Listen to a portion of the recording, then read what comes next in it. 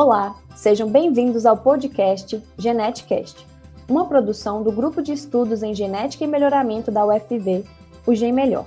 No episódio de hoje, eu, Lavínia Barbosa, e a Elaine Claire recebemos dois convidados que entendem muito sobre o melhoramento de espécies perenes para compartilhar conosco um pouco sobre o assunto.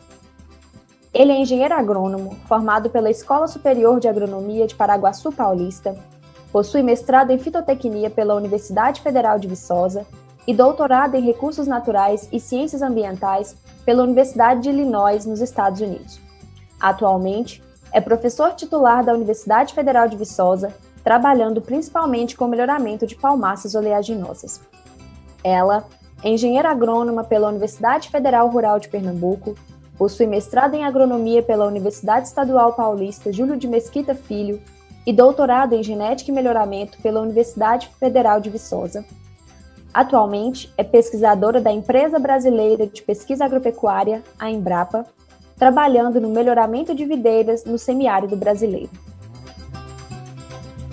Professor Dr. Sérgio Motoik, doutora Patrícia Leão, sejam bem-vindos. Muito obrigado. Obrigada pelo convite, Lavínia. Um prazer estar com vocês hoje nesse bate-papo. Prazer é todo nosso. Sérgio, nesses quase 30 anos dedicados ao ensino e à pesquisa, fizeram com que o senhor se tornasse referência para a comunidade científica, no cultivo e no melhoramento de espécies perenes. Dentre suas diversas contribuições, voltando um pouco para o início da sua carreira, você pode nos contar como que foi o trabalho desenvolvido no cultivo de videiras? Como que funciona o melhoramento dessa cultura e quais são os principais métodos utilizados?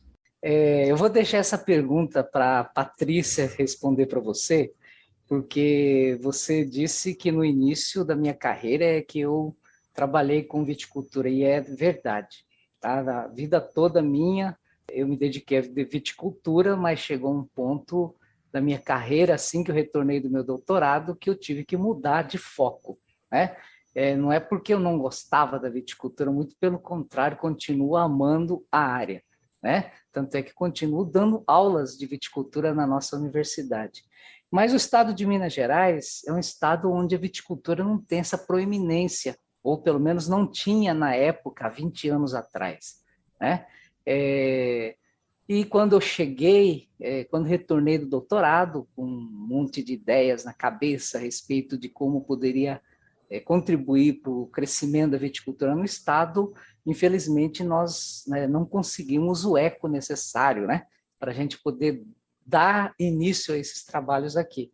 E, obviamente, eu não gostaria de ficar com esse treinamento todo que eu recebi ao longo desses anos, né, que se passaram, sem nenhuma aplicação.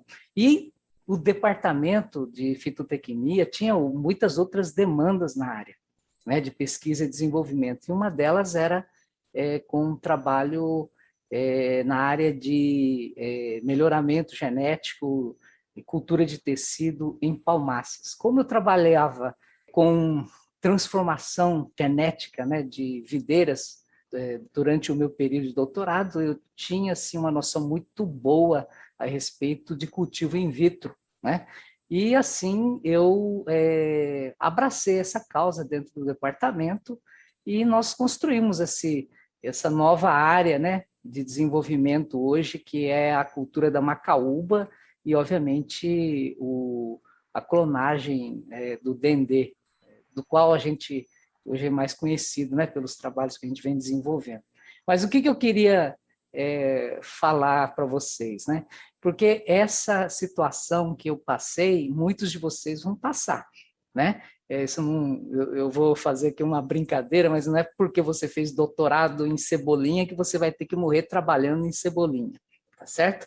Então, você vai um dia, na vida real, né, depois que você terminar o seu doutorado, ser, como é que eu vou dizer assim, incitado a abraçar novas causas, e a formação de doutorado é exatamente essa, né? Te dá essa oportunidade, essa formação assim abrangente, que você consegue mudar de foco, né? Não é porque você trabalhou, que no meu caso, com uva a vida toda, que eu vou continuar trabalhando com uva, se não é essa a necessidade daquele momento. né? Então, eu consegui fazer essa mudança de área, né, vamos dizer assim, em função da formação que eu havia recebido. E vocês também, como estudantes de doutorado, né, todos vocês terão essa condição de fazer. Então, Patrícia, você pode contar para a gente quais são os principais métodos de melhoramento utilizados para as videiras atualmente? Certo. Eu trabalho com videira desde a minha graduação e continuei trabalhando com videira a vida inteira, ou seja, é o oposto do que aconteceu com o professor Sérgio. Eu fiz um estágio curricular supervisionado na graduação numa empresa produtora de uvas aqui em Petrolina, e me encantei tanto aqui pela região, que naquela época, na década de 90, já era uma importante região produtora de uvas, que eu disse, eu queria tanto trabalhar aqui, e aí coloquei aquilo como uma meta, ainda como estudante de graduação, trabalhar aqui na região de Petrolina, e depois, quando me formei, eu não tinha nada, não tinha nenhum emprego em vista, mas aí eu vim para cá para arriscar, trabalhei numa fazenda, primeiro comecei na iniciativa privada, e 2 anos depois, ainda recém-formada, né? Apareceu a oportunidade do concurso na Embrapa, e desde que eu entrei na Embrapa, ainda sem ter o mestrado, como uma técnica de nível superior, né? Hoje o cargo de analista, já comecei a trabalhar com a cultura da videira, desde o início. Então, eu realmente venho trabalhando com uva, desde que entrei na Embrapa. Mas isso só para situar, né? Só para situar, para fazer esse preâmbulo da nossa experiência com a cultura da videira aqui na região.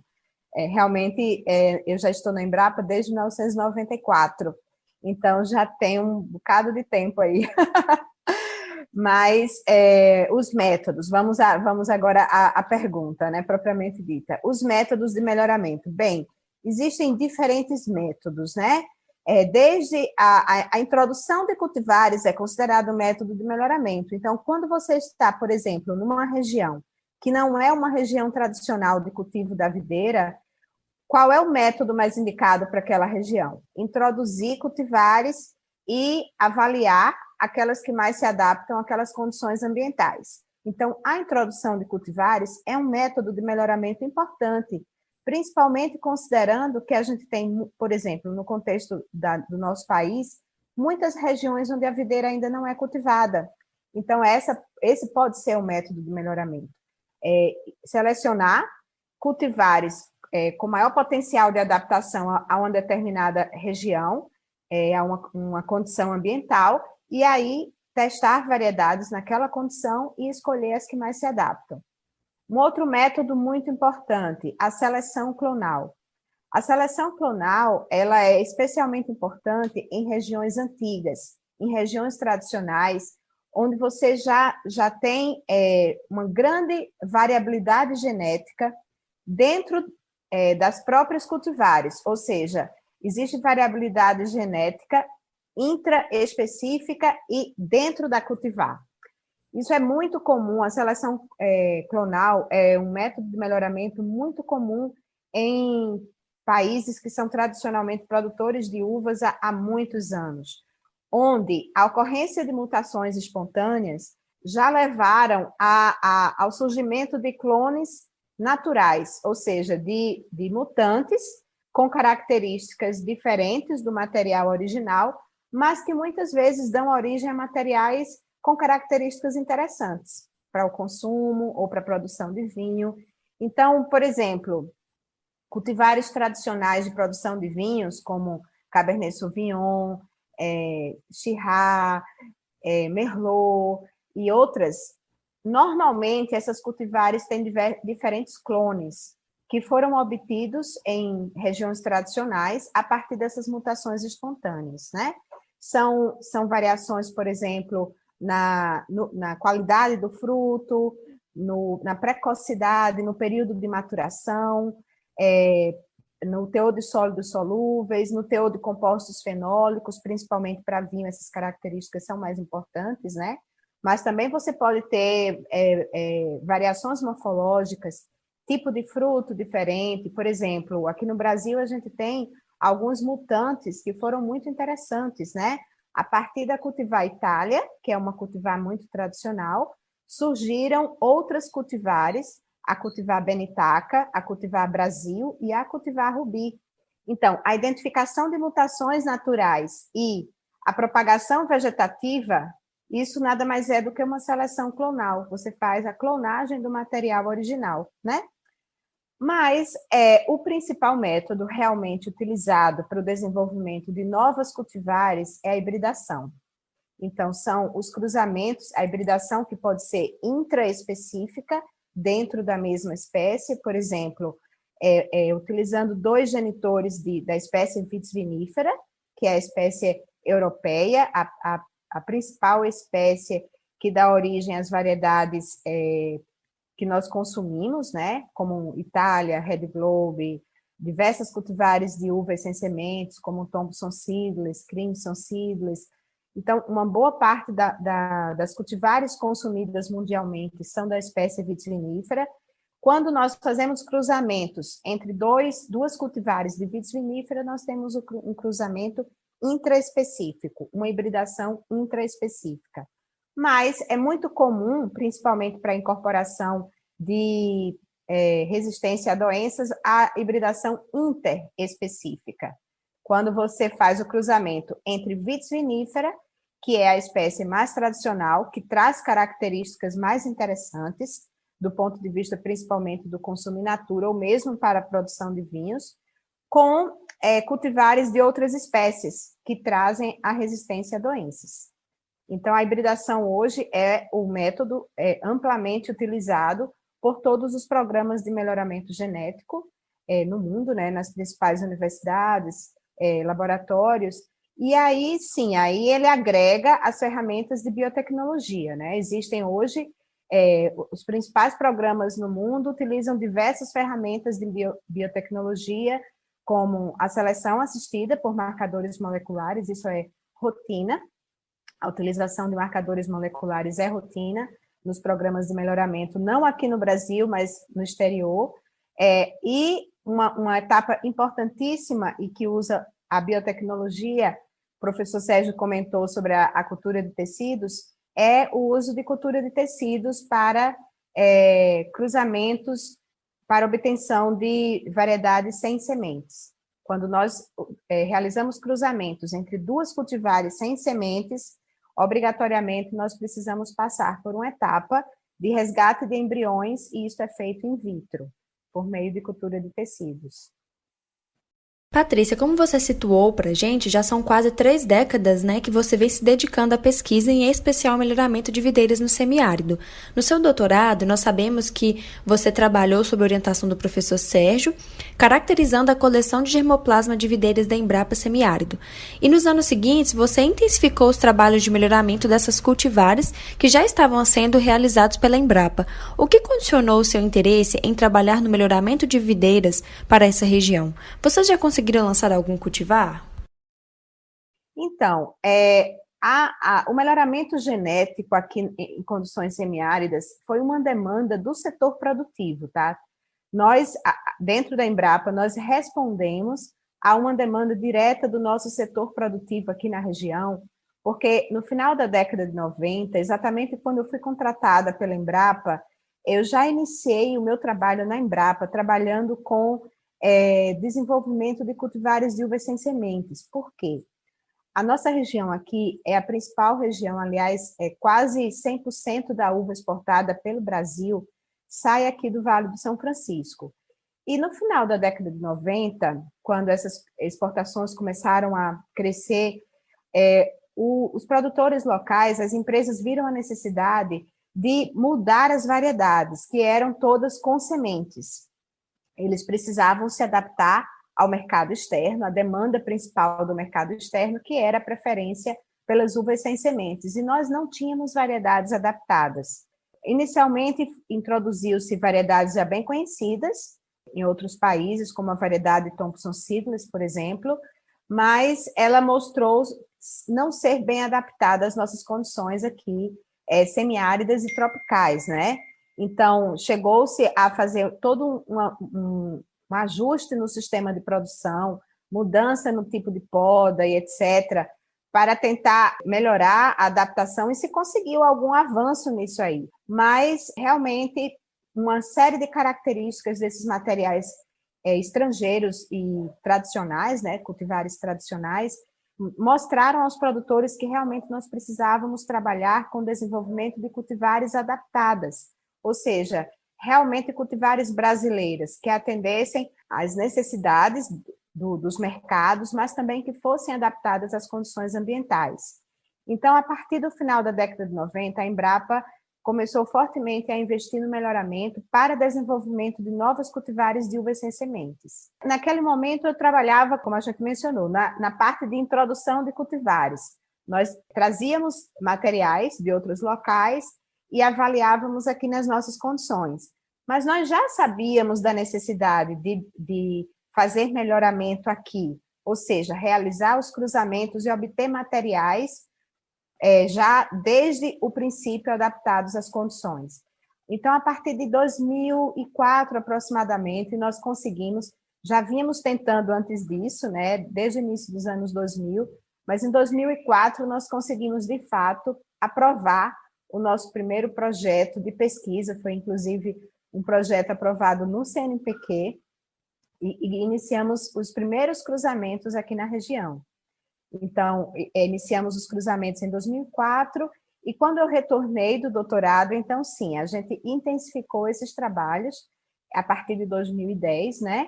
Realizando todas as etapas, realizando os cruzamentos, a etapa de cultura de tecidos também, tivemos que adaptar o nosso laboratório aqui, porque o nosso laboratório de biotecnologia aqui na Embrapa, ele é um laboratório multiusuários, então nós tivemos que adaptar toda a metodologia do resgate de embriões para a realização aqui pela nossa equipe do nosso laboratório, e também até a fase final, que são os testes de validação em parceria com os produtores, né?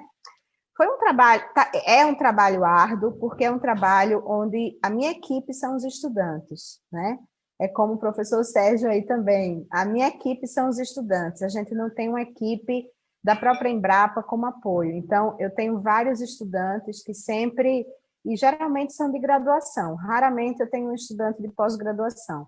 Geralmente são estudantes que têm bolsa de iniciação científica, são estagiários, e esse pessoal é que está sempre conosco, nos dando apoio, colaborando em todas essas etapas de realização de cruzamentos, polinizações em campo, cultura de tecidos, resgate de embriões, levar o material para o campo, para a enxertia, avaliação dos híbridos, ou seja, todas as etapas. Mas a importância é essa, é o desenvolvimento de cultivares, especialmente o nosso foco está nas cultivares de uvas de mesa sem sementes, que sejam adaptadas às nossas condições semiáridas e que atendam às necessidades do mercado, tanto o mercado interno quanto o mercado de exportação, né? E você perguntou também se nós tivemos alguma cultivar já lançada. Olha, a gente teve a felicidade, né? Eu tenho muito orgulho de divulgar, né? Porque realmente não é fácil a gente trabalhar com melhoramento de cultura perene. O professor Sérgio sabe o quão árduo é isso aí, porque o melhoramento já é algo difícil. E quando a gente trabalha com cultura perene, né? Que são plantas que levam muitas vezes 2 anos para iniciar a produção, e ainda mais considerando aqui que aqui a gente não tem oportunidade de utilizar ferramentas de biotecnologia, nós não usamos, o que poderia acelerar essas etapas. Então, aqui, o processo realmente é lento, o melhoramento de culturas perenes. E aí, nós tivemos a felicidade de poder lançar, no ano passado, a primeira cultivar de uva sem semente branca, que foi totalmente desenvolvida aqui na Embrapa Semiárido, ou seja, todas essas etapas do melhoramento ocorreram aqui em condições semiáridas. Foi a BRS Tainá, uma cultivar de uva branca sem sementes, adaptada aqui ao semiárido brasileiro. Isso aí. Professor Sérgio, você pode nos contar um pouco sobre a essencialidade da cultura de tecidos nesse processo? Os objetivos, os desafios, as vantagens da aplicação dessa técnica no melhoramento de espécies oleaginosas? Primeiro, em 2004, o governo lançou um programa para inclusão do biodiesel, né, na diesel de petróleo, e o programa biodiesel começou naquela época, e o CNPq lançou um edital precisando assim desenvolver tecnologia para clonagem de uma espécie, né, que antes eu praticamente não dava nem ouvidos para ela, nem nunca imaginava que fosse tão importante, que é a palma de óleo, que a gente conhece aqui no Brasil como dendê, tá certo? A ficha só caiu depois que comecei a estudar um pouco mais a importância que a palma tinha a nível mundial, não é? Primeiro, a palma é o maior produtor de óleo do mundo, né? Muito mais do que a soja, tá certo? Campeão de produção de óleo do mundo é a palma. A outra coisa interessante que eu aprendi ao longo dessa vida, que quase tudo que a gente usa no nosso dia a dia tem óleo de palma. O sabonete do banho nosso, a escova, a pasta de dente, creme para o rosto, shampoo, né? Tudo tem óleo de palma. O miojo que você come quando você não tem tempo de cozinhar, ele é frito em óleo de palma, né? Para dar aquela consistência, aquela textura, né? O sorvete que nós adoramos tem óleo de palma, né? Então, eu aprendi que quase 60% de tudo que a gente encontra no supermercado tem óleo de palma, né? Então, daí vem a importância do óleo de palma, que o mundo é dependente do óleo de palma, tá certo? Para produzir as coisas que nós consumimos no nosso dia a dia. E o óleo de palma, ele tem um problema muito sério no Brasil, né? Que é, obviamente, uma doença, né, chamada amarelecimento fatal, tá certo? Esse amarelecimento fatal, ela acabou dizimando vários cultivos de dendê no norte do Brasil, né? Várias empresas, são assim, empresas que tinham 10 mil hectares de óleo de palma cultivado lá, uma parte significativa de toda a plantação da Colômbia foi dizimada por ela, Costa Rica. Então, esse é um problema da América Latina. E no meio dessas plantações que eram dizimados por esse amarelecimento fatal, que a gente ainda nem conhece a razão do porquê dessas mortes, porque nós não sabemos, postulado de Koch não funcionou, né? Vamos dizer assim, para a gente definir qual que é o agente causal dessa doença, né? Existem dezenas, talvez centenas de plantas, porque são milhares de hectares, né, de sobreviventes desse mal, né? Então, aí veio aquela velha história, então nós poderíamos clonar essas plantas, né? Será que é um fator genético isso? Né? Que essa resistência é genética e ela está naquele material, né? Que está sobrevivendo ali a essa condição, né? E aí a ideia começou por aí, né? Então, uma empresa, primeiramente, CNPq lançou esse desafio para os pesquisadores no Brasil. Nós fomos um dos 9 ou 10 projetos agraciados no processo, e acho que nós fomos o único projeto que teve sucesso no desenvolvimento da tecnologia de clonagem, né? E nós desenvolvemos a clonagem pelo projeto, né, do CNPq. Na época, foi uma colega da Patrícia, na época, né, a Michele, tá certo? Acho que você se lembra, né, Patrícia? Uhum. Michele que desenvolveu a tecnologia toda, né, da clonagem durante o doutorado dela, e logo em seguida chegou a uma grande empresa brasileira, que é a Agropalma, né, precisando clonar várias plantas na propriedade dela. E nós pegamos, então, o auxílio da Agropalma, e nós assumimos, então, essa incumbência, né? Quando cheguei na Agropalma, foi uma coisa assim assim, acho que eu estava no mar onde qualquer melhorista de planta perene gostaria de estar. 40 mil hectares de plantas híbridas produzidas, eram assim, plantas híbridas, né? Híbridos interespecíficos obtidos, mas são de segunda geração, né? Então, era assim, uma plantação heterogênea, tinha planta alta, planta baixa, planta que produzia muito, planta que produzia pouco, Uns não produziam óleo que prestava, outros produziam óleo de altíssima qualidade.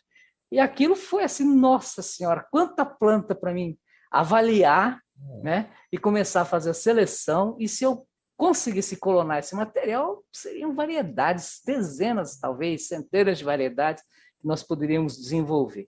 Então, foi assim, tá?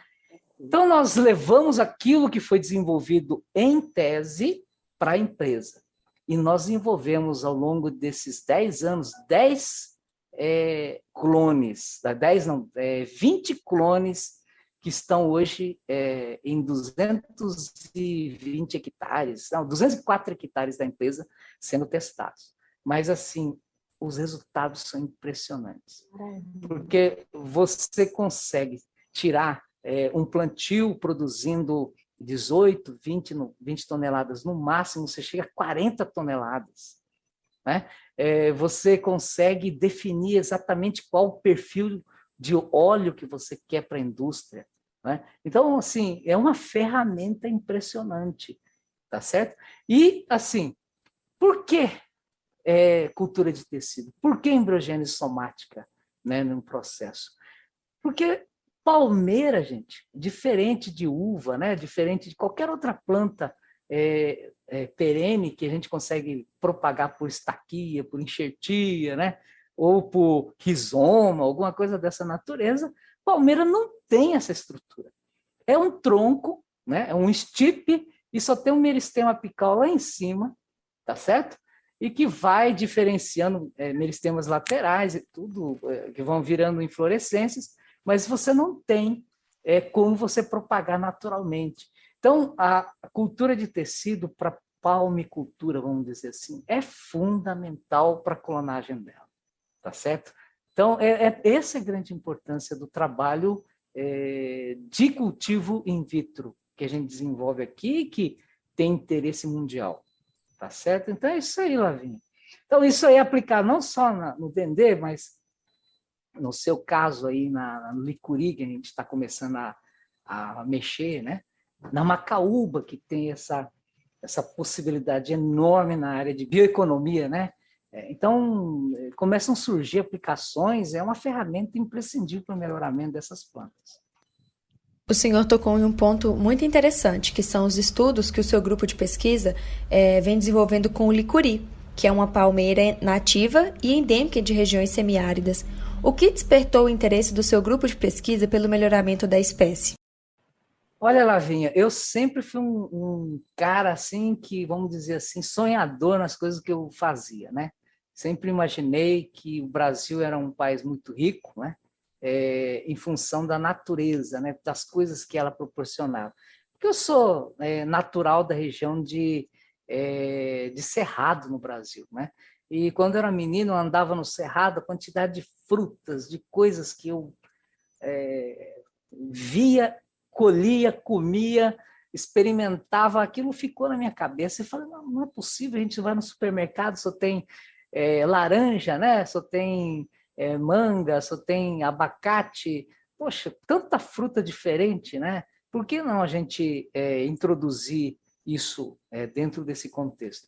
Então, quando comecei a trabalhar com Dendê, aprendi uma outra coisa também, que Dendê é uma plantação, uma monocultura enorme, principalmente no leste, no sudoeste asiático, né? E essa monocultura, ela causava então muitos danos, né, à natureza naquela região. Foram mais de 15 milhões de hectares de floresta foram derrubados para fazer o cultivo, né, dessa planta lá na Indonésia, né? E isso aconteceu assim num período muito curto de tempo, por causa do aumento de demanda de óleo, né, mundial. E eu passei então a procurar alternativas para substituir o óleo de dendê, né? E para substituir o óleo de dendê, nada mais natural do que uma outra palmeira, tá certo? E então as características desses óleos, né, que são das palmeiras, a macaúba, por exemplo, que é uma outra palmeira que tem crescido a importância dela, assim como o licuri, ele tem essa possibilidade de ser introduzido dentro dessa cadeia, né, de produção de óleos mundial, né? E isso é crescente, cresce demais. E o licuri, gente, é uma planta que dá numa região impressionantemente seca. É semiárido brasileiro mesmo, né? Onde a Patrícia está. Né? Então, é uma planta que pode produzir óleos de altíssima qualidade, proteína em uma quantidade impressionante na semente, óleos de qualidade excepcional na própria semente. Então, 2 tipos de óleo, né? Da polpa, que foi uma descoberta que nós fizemos agora nesse último trabalho, que a GEIS desenvolveu, defendeu a tese dela. Mas você veja, óleo, nós não imaginávamos que tinha óleo na polpa, e ela encontrou até 37% de óleo na polpa. Então, olha, óleo de polpa, como existe no dendê, e óleo de palmiste, como existe no dendê, com a vantagem de que o palmiste ele é superior em termos de qualidade, de proteína e tudo. Foi uma coisa impressionante. E isso pode ser cultivado no Nordeste brasileiro. Isso é muito recurso, por causa da resiliência dessa planta àquele ambiente seco. E o que não pode acontecer com o dendê, porque o dendê precisa de muita chuva, precisa de 2.000 milímetros por ano, né? E licuri cresce numa região com 600 milímetros por ano. Então, é por isso que me interessei por ela. Mas, é claro, esse trabalho é um trabalho inicial. Nós temos um germoplasma interessante que a GEIS coletou, mas que precisa ser aprofundados estudos nela, tá certo? E é uma oportunidade para o Brasil, um pedaço muito grande do Brasil tem esse clima semiárido, tá certo? E esse mercado de óleo é um mercado que não tem fundo, é um mercado enorme, crescente, né? E que a gente precisa buscar alternativas para o dendê, para a soja, porque não vai ter espaço para cultivar mais soja, né? Nós precisamos cultivar algo que produza mais do que a soja, né? Seria uma opção, né? Nós não podemos mais introduzir agricultura, por exemplo, na Amazônia brasileira, né? Derrubando florestas. Então, onde é que nós podemos introduzir isso? Nos lugares onde não tem, né? Essa restrição. O semiárido é um lugar interessantíssimo, onde tem pessoas precisando desse tipo de solução, tá bom? Então, essa é a ideia nossa do trabalho, tá bom? Por isso que eu me interessei pelo licuri. E quais os potenciais benefícios o senhor acredita que o sucesso do programa de melhoramento do licuri pode trazer para as regiões semiáridas? Olha, Lavinha, para você ter uma ideia, pelo que eu entendi, né, do que eu estudei até então, o licuri ele é explorado na região de forma extrativista, né? Então, as pessoas colhem o fruto do licuri em fazendas que não são nem deles, o terreno não é nem dele, é de um fazendeiro, pede lá a licença para o patrão, né, para pedir para colher, para deixar colher, e a pessoa deixa uma parte da colheita para esses proprietários, né, desse licuri e assim por diante. Tá? A proposta da domesticação da planta traz a possibilidade de você cultivar isso dentro das pequenas propriedades rurais. Tá certo? E esses pequenos produtores rurais, eles não precisariam mais sair, caminhar quilômetros para poder colher esses frutos, né? Ele poderia estabelecer os cultivos no local, ele poderia criar uma infraestrutura para beneficiar esse produto, né? O subproduto dele, que são as fibras, as massas proteicas, que podem servir não só para alimentação humana, mas também poderiam servir para a alimentação dos animais, né? Das cabras, dos cordeiros, né? Que é bastante comum no Nordeste brasileiro. Então, olha quantas possibilidades isso não traria, tá certo? Só que nós precisamos desenvolver a cultura, né? Nós precisamos trabalhar essa espécie para que pessoas dessas regiões possam ter acesso a essa tecnologia, iniciar o cultivo e ganhar com isso, né? E o mundo precisa dos produtos dele, tá certo? Nós temos pessoal, nós temos terra, né? E nós temos a solução para isso, mas nós precisamos trabalhar essa solução de tal forma que ele se adapte àquela condição. E nós temos toda essa condição. Só precisamos debruçar em cima de uma prancheta, numa mesa, à frente do computador, num laboratório que seja, e começar a estudar, né? Então, os desafios da área de ciência, né, eles são muito mais amplos do que você possa imaginar. E existem muitas possibilidades nesse mundo, né? A gente precisa abrir a cabeça da gente, tá certo? E olha, estou para dizer que não é só licuri. Licuri é aquilo que eu consegui enxergar.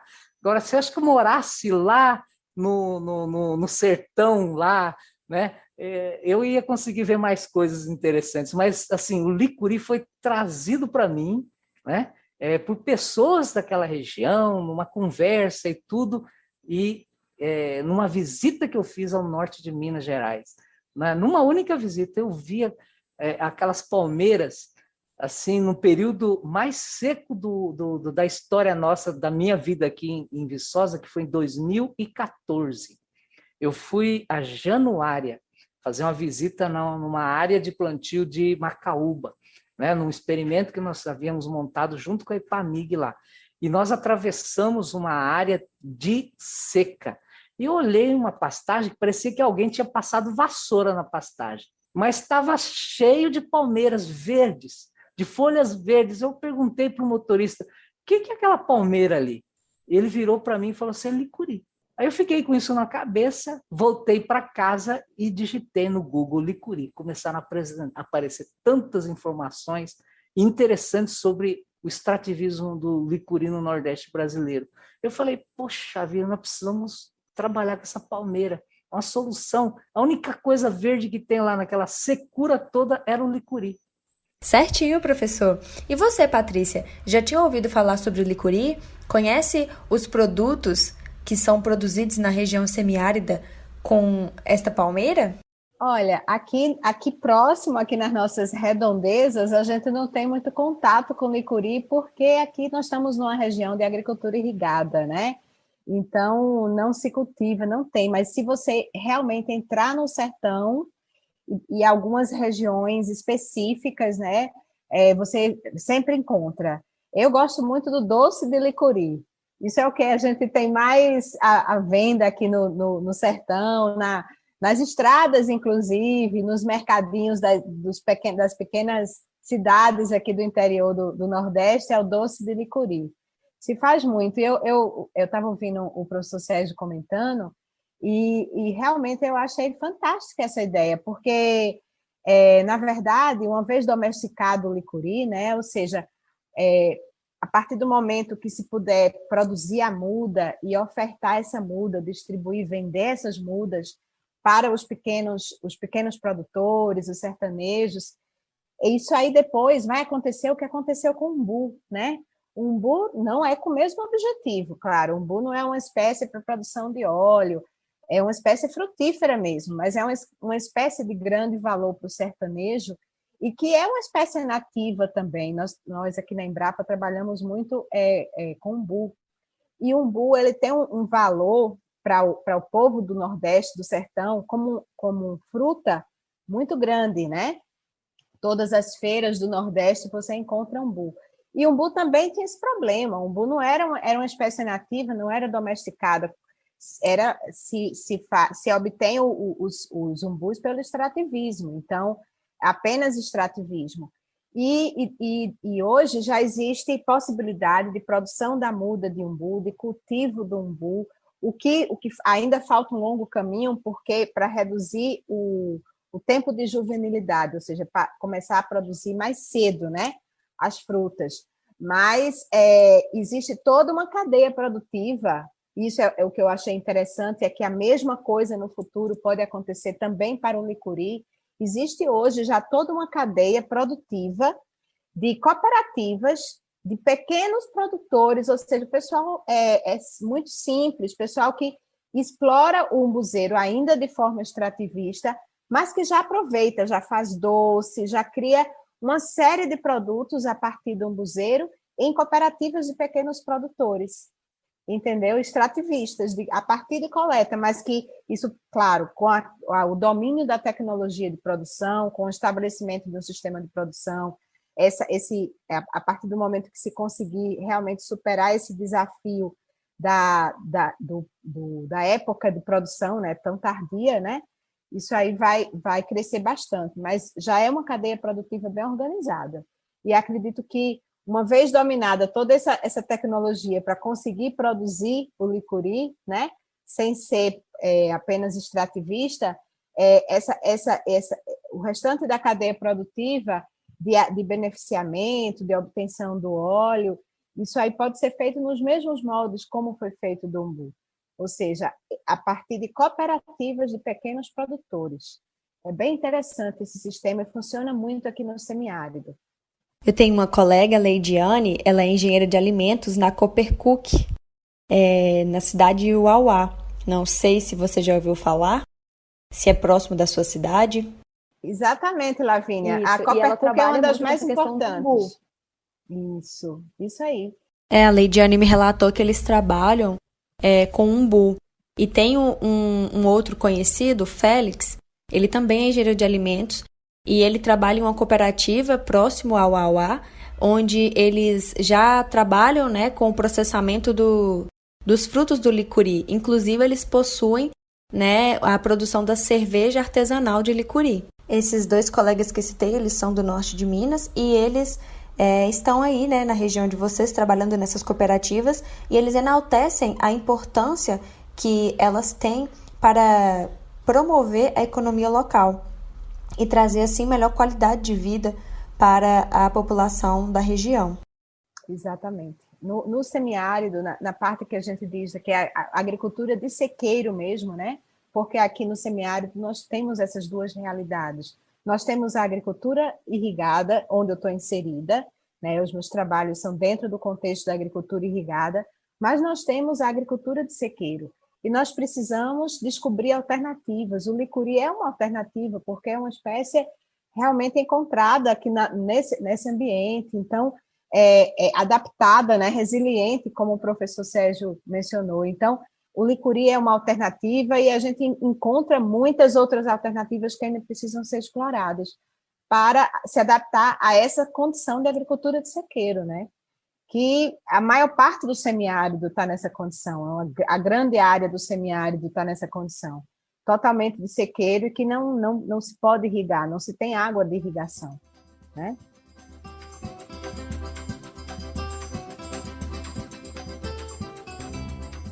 Muito bom. Em nome do grupo, eu gostaria de agradecer vocês pela disponibilidade.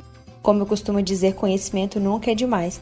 Então, muito obrigada por contribuir e compartilhar dos conhecimentos de vocês conosco.